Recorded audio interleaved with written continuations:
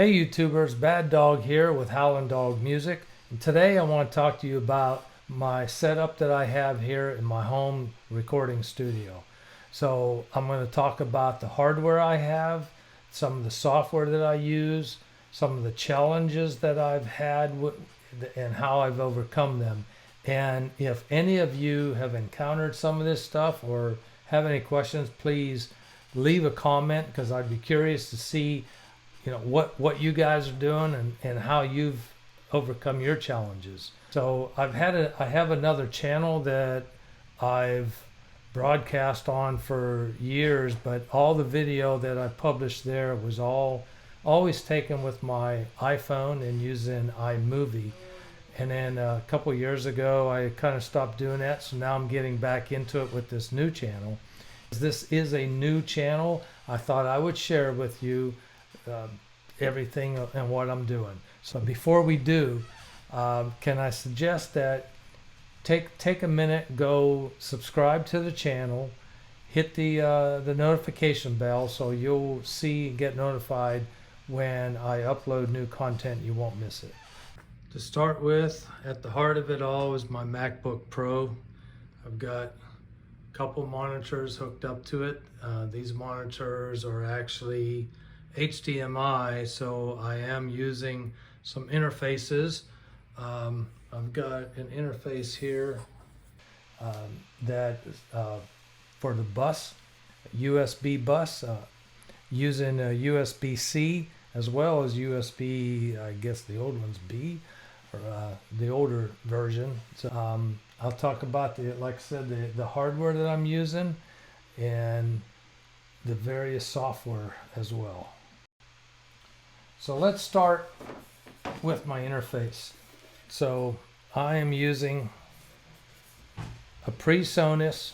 This is the Studio 24C. It's got two inputs that'll take either the 1/4 inch TPS or XLR jack. It's again 2-channel.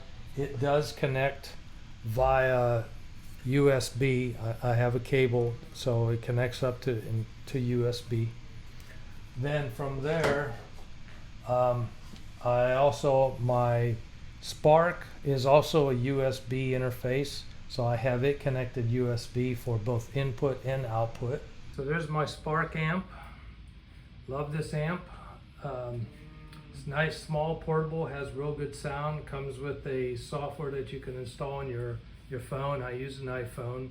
And then I also bought, to go with it, the PositiveGrid, what they call this, the Spark Control. And this allows you, it's wireless. So I keep it down here, and it allows you to preset these for different types of amps and types of sounds that you want. Then coming in from my guitar, I have the Strobostomp. This is my tuner. I love using this tuner. I'm going to do a little bit of review on this on a different video. And actually, for most of the hardware that I am going to show you, I'm going to briefly cover it now, but I will do upcoming videos and review these. So then I also have a BigShot ABY switch. This is my allows me to have two different amps and use either one at a time, switch between them, or I can click on both, so I can toggle between them or click both.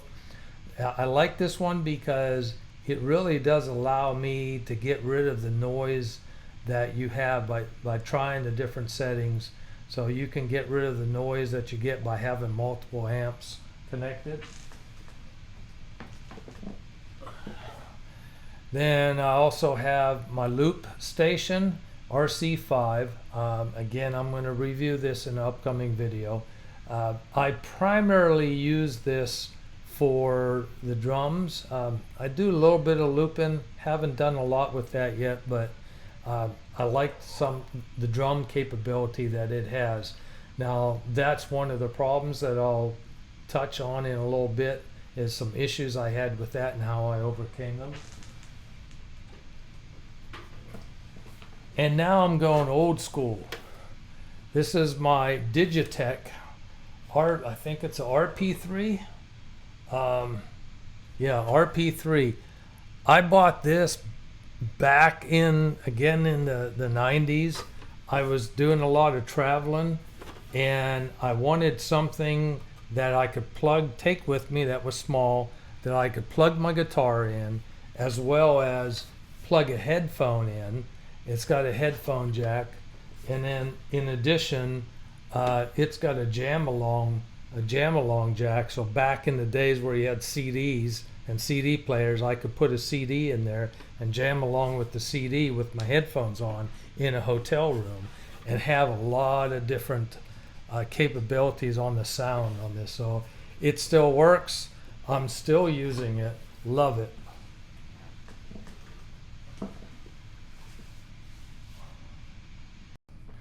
So now let's talk mics. Initially, I was using this Shure SM57. This actually belongs to a friend of mine that has been letting me borrow this for years. And I was just having trouble getting it to pick up the audio real good. I mean, I had to really scream into it to get it to work. And I finally figured out this really isn't for vocals and for audio. So I did some research, and I end up getting this, buying a Rode NT1 5th edition. And let me show you that here. So this is my Rode NT1. Really like this mic, though it's got a lot of capabilities, picks up really good. As a matter of fact, when I first started using it, I was in a different room, and it was picking up the TV, it was picking up the fish tank, just a little bit too much. And that was one of the problems I had. I came in here, moved everything into my office, and I continued to have that same problem. It was just picking up. Somebody could be in the other room talking, and it was picking them up. So finally I went out to their website, and I did a little bit of review, reading and educating myself on it, and found, well, there's a lot of adjustments you have to do to get it to work.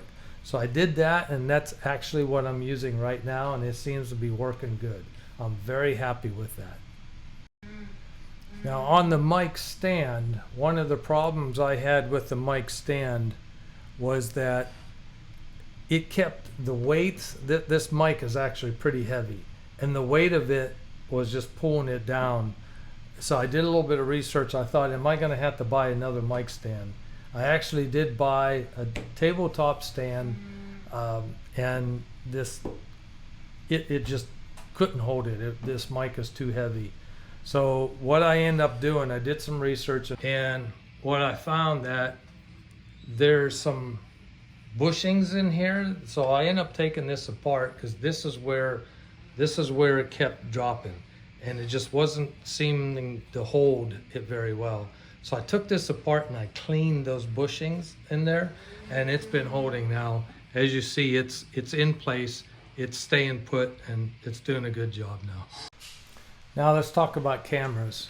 So right now I'm using my MacBook camera, the built-in MacBook camera on the laptop. And that seemed to be, for this type of video, the best. I have a USB camera, but actually it's not as good a quality as this. It does allow me to have some picture-in-picture when I want, if I'm doing some playing on the guitar, and I can use both cameras and have some picture-in-picture. Also have my iPhone. I'm currently using an iPhone 13. Previously I was on the iPhone 7. Both of them, the video looks very, very good. And lastly, I have an old GoPro, a Hero 4, that I've had from years ago, and sometimes I use that too.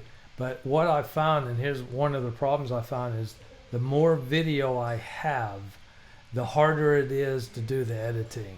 So keep that in mind. Is if you want to have all kinds of different cameras from different angles, it's going to take some time to do the editing. So bear with it on that one.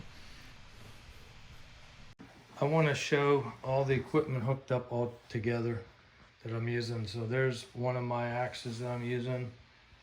Did a video on that where I adjusted the neck and the bridge and everything on that. Coming in from the guitar is the Strobostomp. That's my tuner. It goes from there, goes to my splitter, the BigShot, which allows me to either go to this amp or actually goes into my Digitech RP3 and then up to the Spark amp. And if I'm using this, I have the Spark amp on clean.